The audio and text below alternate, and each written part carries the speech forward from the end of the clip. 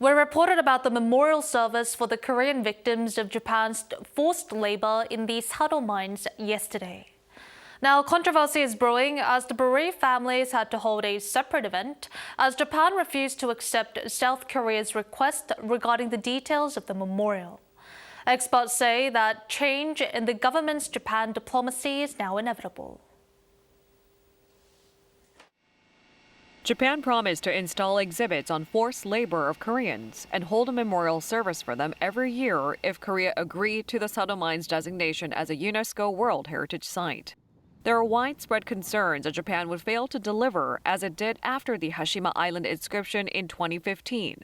But Seoul agreed to the addition of the Sado Mines on the UNESCO list, saying that Tokyo showed sincerity and acknowledged the forceful use of Korean laborers. 강제성을 포기했다고 비판을 하시는데 저 강제성을 포기하지 않았습니다. However, the word forced is nowhere to be found at the Japanese exhibits put on display around the mines. The expression was also missing in the memorial speech.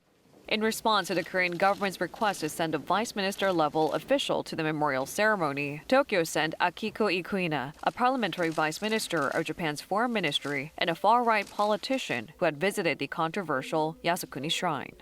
Having failed to persuade Japan, the government decided to boycott the ceremony the day before it was held.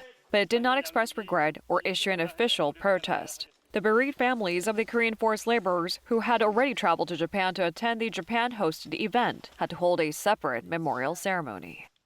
극우 인사가 참여한 것 자체가 합의 정신에 어긋나는 행위라고 볼 수 있습니다. 협상 과정에서 우리 당국자들이 제대로 대응하지 못한 책임도 크다고 생각합니다.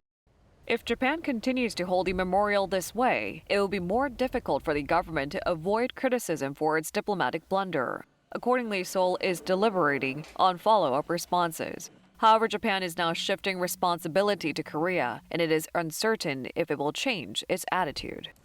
As Tokyo laid blame on Seoul, the government refuted that a key factor in its boycott decision was the fact that Japan's memorial speech and other details regarding the ceremony fell short of the agreement the two countries reached before the UNESCO designation of the Sado Mines.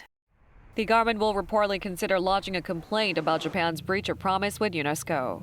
There are predictions that the government, which has stressed improving ties and made series of concessions to Tokyo, will inevitably have to revise its diplomacy towards Japan.